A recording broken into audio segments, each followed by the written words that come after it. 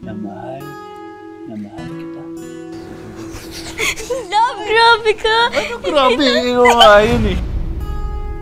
Paano kung ang taong minahal at pinagkatiwalaan mo, Bitawan mo nga ako!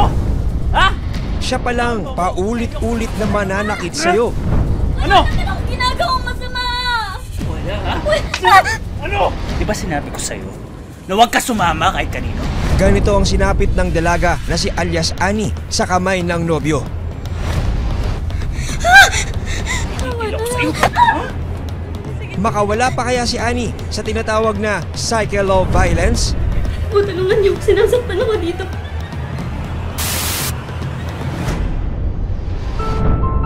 Taong 2022 na magkakilala ang nooy 16 years old na si Annie at 22 years old na si Jasper. Hindi nila tunay na mga pangalan. Okay lang ba sa inyo na pumunta yung kaibigan ko? Oo naman. Basta hindi ba sa gulo yan, ha? Hindi, goods. Okay. Uy, mga tol! Uy! Mukhang nakarami na kayo ah. Chong! Oh! Jasper, Yes! kaibigan ko, si Annie. Annie, si Jasper. Hi. Tuwing Saturday is, nandun lang po kami sa bahay nila nung kaibigan ko na yun na babae. Tapos nag-iinom po kami. Tapos ayun po is, matalik niya na po talagang kaibigan yung lalaki na yun. Sis! Ay, lahat tayo! Tapos nakakasama po namin siyang mag-inom and naging magkaibigan po muna kami before kami nagkaroon ng something. Matapos ang ilang linggong panliligaw, sinagot ni Annie si Jasper. Nung una po is labas-labas lang, ganun. 7 months po is January na nga po yan. Tapos ayun po, dun po kami magbigay na po kami ng commitment sa isa't isa. Love, grabe ka! Ano grabe? Ikaw nga yun eh. Naku, ito naman dalawa na to talaga oh. Sobrang sweet nyo naman, lalanggamin na kayo yan eh. So, kamusta po? Okay lang ako, iyo. Nako! Nakakaingit naman talaga tong dalawang to, ano, Eddie? Oo nga eh. Pahayag ni Annie, maging ang kanilang pamilya, boto sa relasyon nila ni Jasper. Mabait po siya nung una, malambing po, maasikaso, maalalahanin din po. Nagtatrabaho bilang staff sa isang general merchandise store si Jasper. Habang nasa senior high school naman noon si Annie. Hanggang nagdesisyon si Annie na tumigil sa pag-aaral para magtrabaho. Anak, Annie. Alam ko namang okay kayong dalawa ni Jasper. Pero gusto ko lang malaman, paano na yung pag-aaral mo? Eh, sayang naman kung hindi ka magka-college. 1 taon na lang naman. Ma, pa, sorry po pero sigurado na po kasi talaga ako sa desisyon ko. Gusto ko na po talaga magtrabaho para matulungan ko kayo. Pag-isipan mo mabuti na. Gusto mong bumalik, dito lang kami ng mama mo. Kaya nung sinabi ko po sa kanya na hindi ako makakagraduate, yung papa ko lang po talaga ng hinayang. O, dito lang rin ako! Oo, matagal na kayo dito? Oo! Naman. Sige, puntahan ko lang yung boyfriend ko na. Kalaunan, lumabas daw ang pagiging seloso ni Jasper. Sino yan? Kaibigan ko lang yun. Nagulat ka ako, taga rito rin pala siya. Alam mo siguro pag di mo ako kasama kung sino-sino sinasamahan mo, no? Namutan mo na ba yun? Ha? Jasper! Tapos nagagalit po siya sa akin, bakit mo ina-entertain ganyan? Ganun po yung nagiging reason hanggang sa hindi nyo nabibitawan niyo ako ng mga masasakit na salita na malandi ka kasi alam ko papatulan mo yan. Sabihin mo kasi, malandi ka! Lingid sa kaalaman ni Annie. Di ba sinabi ko sa'yo na huwag ka sumama kahit kanino? Di ba? Simula pa lang ito ng matinding kalbaryo niya sa kamay ng kanyang nobyo. Taong 2022 nang magkakilala sina Annie at Jasper, hindi nila tunay na mga pangalan.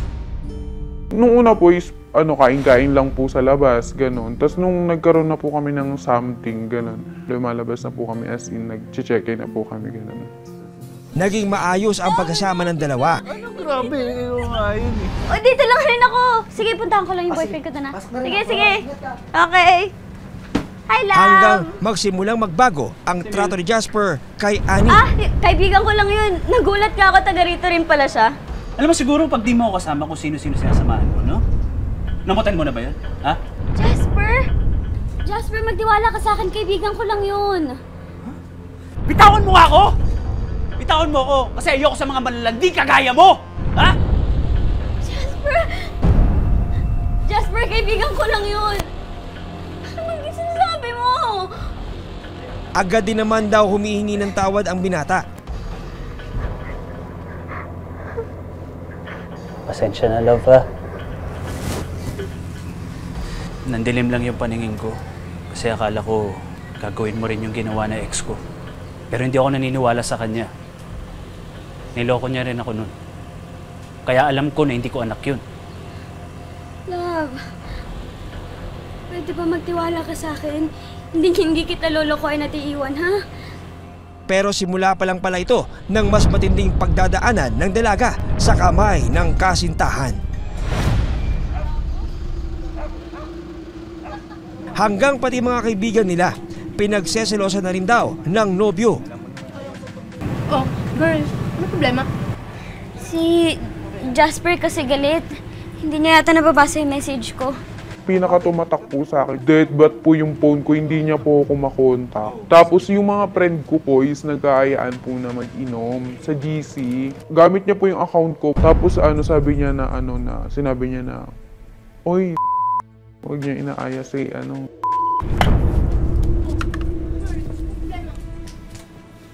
Halika na, umuwi na tayo. Bilis! Guys, una na ako, ha? Jasper, magkukwentuhan lang naman kami. Diyan ka muna. Ano ba problema niyo, ha? Bakit niyo dinadama yung girlfriend ko sa mga trip niyo, ha? Tol, chill lang. Chill lang. Gusto ko sapakin kita, ha? Tapos nag-explain ako sa kanya na nandito ako. Tapos paglabas ko po dun sa kanya, ayun, galit na galit po siya sa akin. Di ba sinabi ko sa'yo na huwag ka sumama kahit kanino? Di ba? Di ba alam mo yun? Bakit ang kulit mo? Ha? Sorry. Na hinampas niya po ako ng helmet. Pero sa ganito lang naman po yun. Suot mo, bilis! Suot mo! Tama na, please. Tama na. Huwag kayong makikialam, ha? Tama na, sige na. Sige, sumakay ka na.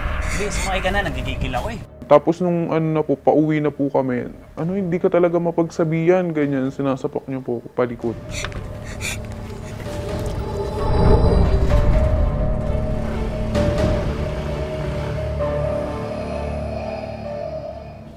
Halika! Jasper! Halika! Sasaktan ako, ano ba? Wala Ano? naman akong ginagawang masama! Sumasagot ka pa? Gusto mo mapuruan ulit? Wala nga kasi! Wala, ha? Hanggang saan aabot ang pananakit ni Jasper sa kanyang nobya. Ang matamis na samahan ng magkasintakang Annie at Jasper, unti-unti raw naging impyerno para kay Annie. Suot mo, bilis! Suot mo! Lumabas daw kasi ang pagiging siloso ni Jasper. Tama na, please. Tama na. Huwag kayong makikialam, ha? Tama na, sige na. Sumakay ka na. Kwento ni Annie, matapos ang insidente sa harap ng kanilang mga kaibigan, umuwi silang dalawa sa inuupahang bahay ni Jasper. Halika! Buong akala ni Annie ay magkakaayos silang dalawa. Wala naman akong Pero ginagawang masama! Ha? Sumasagot ka pa? Gusto mo mapuruan ulit? Wala nga kasi! Wala, ha? Ano? Akin na yan. Jasper, akin na yan! Akin na yan! Akin Ano na yan! makulit? Isa pa, mas lalo kitang sasaktan! Tama na! Diyan ka lang. Tama na, Jasper! Jasper! ikinandado pa raw si Annie sa Jasper! kwarto. Jasper! Buksan mo ito! Palabasin mo ako, Jasper! Jasper! Pagdating po namin doon is, kinuha niya po yung phone ko. Kasi may duty po siya nung time na yun. Sinarado niya po yung pinto, tapos nilock niya po ako doon. Walang hiya ka? Mrs. Ano po? Mrs. Pinawag kayo. Pinawan muna kayo, Mrs. Huwag naman yung sinasaktan ako dito. Makalaya pa kaya si Annie sa pinasukang toxic na relasyon. Sariwa pa sa alaala ni Annie ang dinanas na pagmamalupit sa kamay ng boyfriend na si alias Jasper. Isa pa, mas lalo kitang sasaktan! Tama na! Diyan ka lang. Tama na, Jasper! Pagdating po namin doon is, kinuha niya po yung phone ko. Kasi may duty po siya nung time na yun. Sinarado niya po yung pinto, tapos nilock niya po ako doon. Ayon kay Annie, matapos ang ilang oras, bumalik ang kasintahan at humingi ng tawad.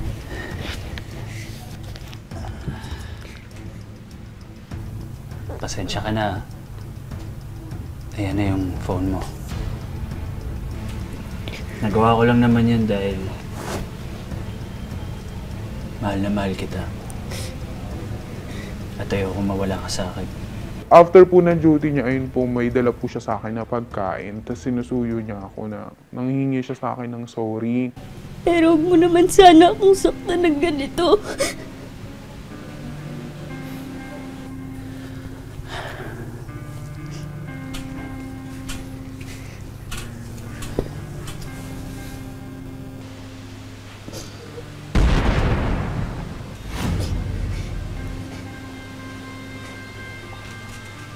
Alam mo ba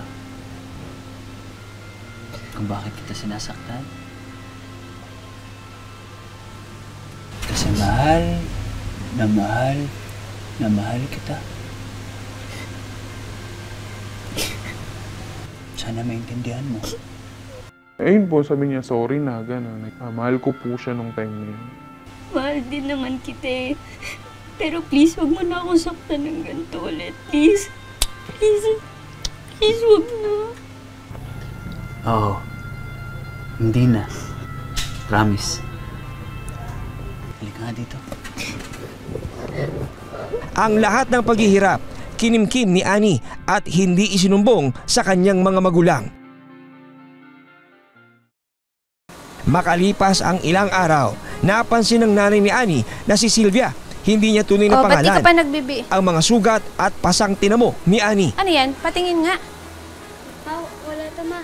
Patingin ako. Nakita po nung nanay ko yung pasa ako sa ganito. Tapos tinanong niya ako na, ano yan? Saan galing yan? Sabi niya gano'n. Sabi ko, hindi, wala yan. Sabi ko gano'n sa kanya. Tapos sabi ni mama, hindi, alam ko kung ano yan.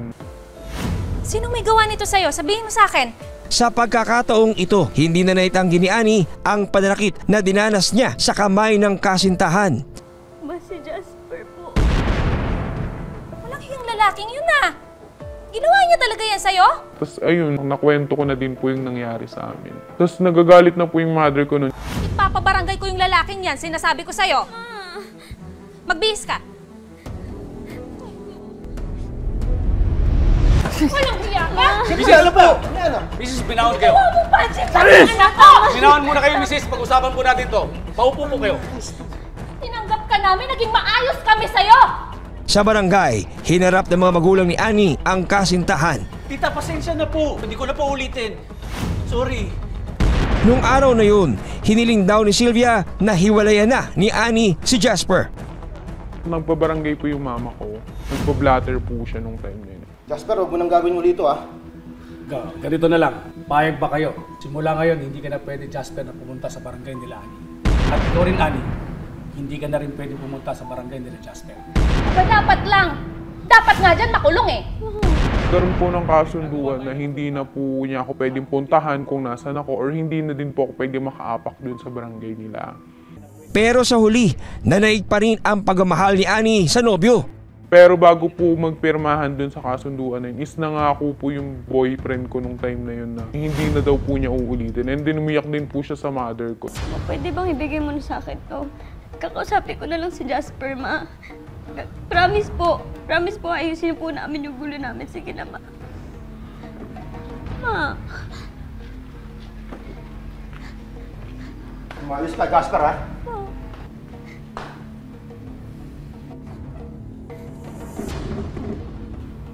Tuluyan na kaya magbago si Jasper?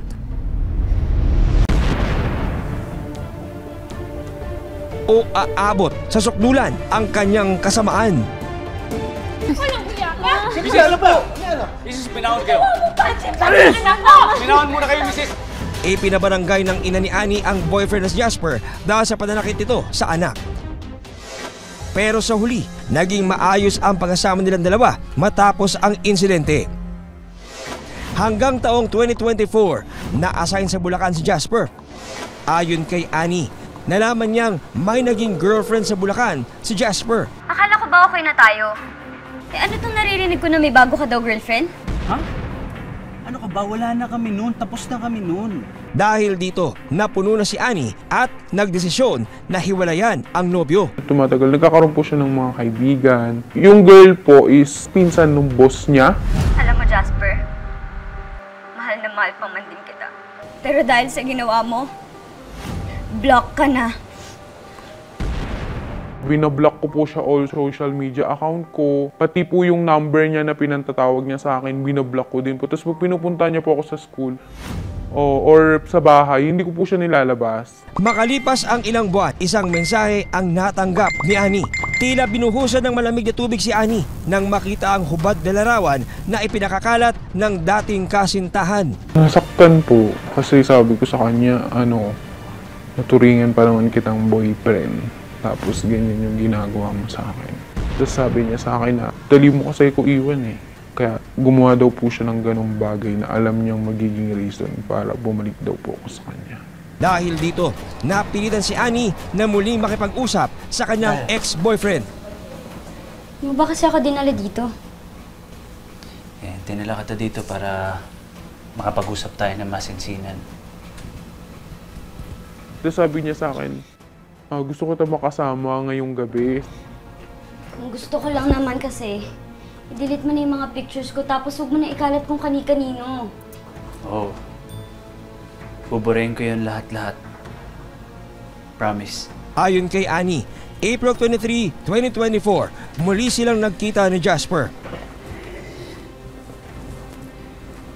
Alam mo, tanggap ko naman na hindi mo na ako gusto eh.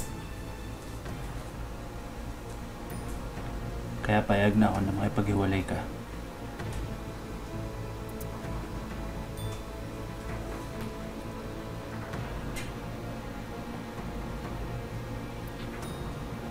Tapos may nangyari po sa amin nung time na yun. Tapos tinatanong niya ako na wala na ba talaga, wala ka na ba talagang pagmamahal sa akin, ganun.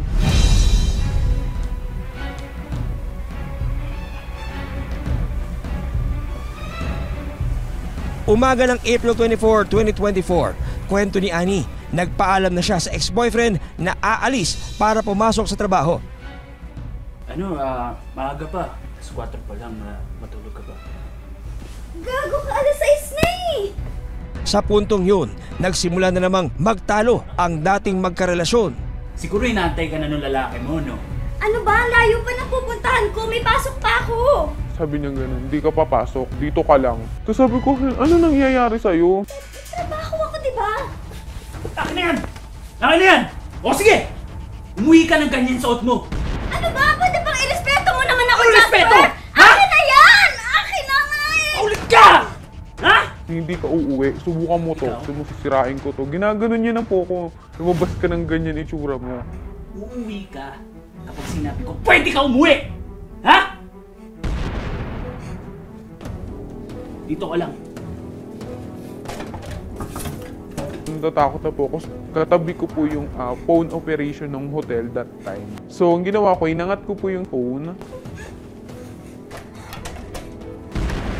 Hello, good morning. Tulungan niyo ako. Sinasaktan ako dito. Pumunta po kayo dito, please. Sige po ma'am, sandali lang po. Ayun na po, please. Please, tulungan niyo ako, please. Ha? Akin yan! Akin yan! Hello? Pakipuntahan niyo naman yung room 4D. Parang may nag-aaway ata doon. After 5 minutes, may kumakatok na po sa amin. Lahat pabukas po ng pinto! Nung may kumakatok po sa amin, hindi niya po pinagbubuksan. May gulo po daw dito. Tapos sumisigaw din po siya nun na okay na po kami. Boss! Pasensya na ha! Okay na po kami. Tapos sumigaw din po ako na hindi po kami okay, tulungan niyo po ako dito. Sir, pabukas ng pinto kung hindi tatawag kami ng pulis! Sir, tulong po. Tulungan niyo. Gusto ko na umuwi.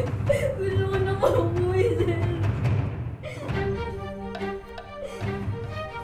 Oh, yan. Uy! Kunin mo na yung gamit mo. Pumunta ka na sa lalaki mo, ha?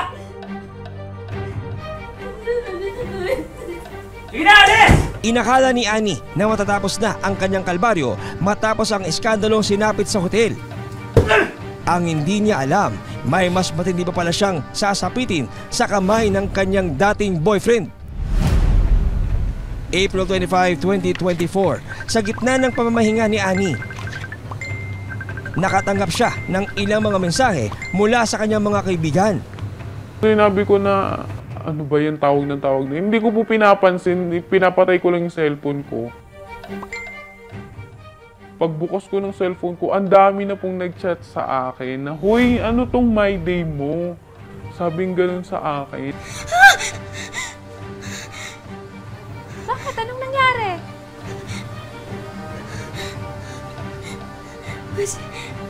Si Jasper po. Sa pagkakataong ito, hindi na naitago ni Annie sa kanyang mga magulang ang kawalang hiyaan na ginagawa raw sa kanya ng dating kasintahan. Diyos ko po! Eddie! Eddie! Oh, bakit? Ano nangyari? Tingnan mo yan. Ikaw ba to? Hindi ko naman po akalain na seseryosohin ni Jasper yung pagbabanta niya sa akin, Mapa. Sorry po. Yung papa ko po, hindi po siya makatingin sa akin eh. Sobrang sakit po sa part niya. Tapos sabi sa akin ng papa ko, hanggat hindi mo yan binibigyan ng leksyon, hindi yan madadala. Hindi man niya yan gawin sa'yo, matapos man yan sa'yo, gagawin niya din yan sa ibang babae. Dali-dali silang sumugod sa tanggapan ng Philippine National Police Eastern District Anti-Cybercrime Team o PNP EDAC para i-report ang kalaswaang ginawa ng binata. Eto ho. Ayan ho ang prueba na ipinagkakalat ng lalaking yan ang picture ng anak ko. Kung magkasagawa ho tayo ng entrapment operation, handa ho ba may pag-operate? Itong si victim, ipinost ang kanyang photos, nakita yung kanyang private part on social media team, pinanakot niya yon. Agad nagkasa ng entrapment operation ang PNP EDAC para mahuli ang suspect. April 29, 2024, araw ng Lunes, nagkasundo na magkita sina Jasper at Annie. Kaya natin nagawa yung entrapment kasi nga tong si lalaki is gusto niya pa rin makipagkita kay victim. The condition is, you meet up with me and then after the meet up, i-delete niya yung photos and videos niya. Sa Barangay Pineda sa Pasig City, ang napagkasundo ang meet-up place ni Jasper at Annie. Sakay ng motorsiklo ang isang pulis at ang nagrereklamong si Annie. Nakaabang naman sa paligid ang ilan pang mga pulis. Nang dumating si Jasper, agad siyang nilapitan ng dalaga. Patatagal mo. Muntik na ako magduda sa'yo. Magduda saan? Aba, mali ko. May pera ka ba dyan? Ikaw naman na magbayad. Sige na. During the entrapment operation, syempre in place na yung mga team natin dun sa area kung saan sila mag-meet up. Kasi, di ba, tinanong niya si Guy kung asan yung mga photos na i-delete. Nasa iyo pa ba yung video? Oo, nasa akin pa yung video.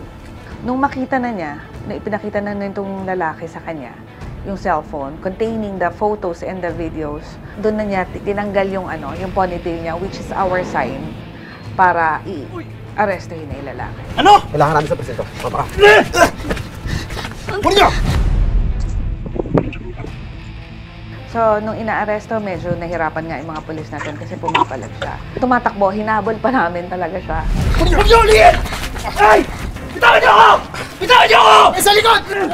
Bitawan niyo ako! Sabay sa likod! Bitawan niyo ako! Sa kuha ng cellphone video ng PNP EDAC, nagpumiglas pa ang suspect. Traffic operation nito! Kulan niyo ako! Nakawalan mo ako! Pero sa huli, wala siyang nagawa kung hindi sumama sa mga otoridad. Inaaresto ka namin sa paglabag mo sa batas sa Republic Act 9262, Anti-Violence Against Women and Children. Idiniretso sa tanggapan ng PNP EDAC sa Pasig City ang suspect na si alias Jasper. Pagdating dito, hindi na niya tinanggi. So, aminado siya talaga na, yun nga, guilty siya dun sa kanyang ginagawa. Hindi napigilan ng ama ni Annie na ilabas ang galit sa suspect. Kapag sa ginawa mo, manyakis na! Pagpasok niya dito sa sa opisina namin, nasa lubong din siya ng tatay kasi saka nanay nandito. So yung tatay, talagang hindi na niya napigil ang kanyang damdamin. Akala mo siguro hindi ka makukulong? Walang hiya ka! Mabubulo ka rito, Jasper. Nahanap sa patong-patong na kaso ang suspect na si alias Jasper, 24 na taong gulang. Marami tayong kasong isinampa dito. Unang-una na yung RA 9262, Violence Against Women and Children, yung RA 9995, Anti-Photo and Video Voyeurism, merong Safe Space Act, tapos Child Abuse 7610, bata pa nung minor, grave coercion, and grave threat. We're looking at in addition to 6 to 14 years. Kung i-absorb naman ng major offense yung mga ibang offenses, nasa 14 years max. Kasalukuyan siyang nakapiit sa Bureau of Jail Management and Penology o BJMP sa Pasig City. Sinubukan ng Pinoy Crime Stories na kunan ng panayam ang suspect, pero ayon sa warden ng BJMP, tumanggi si alias Jasper na magbigay ng pahayag. Payo naman ng PNP EDAC sa mga kababaihan, huwag matakot na humingi ng tulong sa pamilya o sa polis kung kinakailangan. Mag-ingat tayo kasi dapat yung privacy natin ay pinapangalagaan natin. Also, please refrain from taking photos and videos of yourselves, lalo na yung mga intimate moments natin. Chances are, pagka yan, hindi na nagkagandahan ng relasyon or hindi totoo yung karelasyon mo, dalawa ang pwedeng mangyari dyan. It's either i-blackmail ka out of extortion or money, or yun nga, i-blackmail ka para makipagbalikan ka kung ayaw mo na. Hanggang sa susunod na Sabado, para sa patuloy na pagtuklas ng katotohanan at paghahanap ng katarungan, ako po si John Consulta, kakampi ng inaapi para sa Pinoy Crime Stories.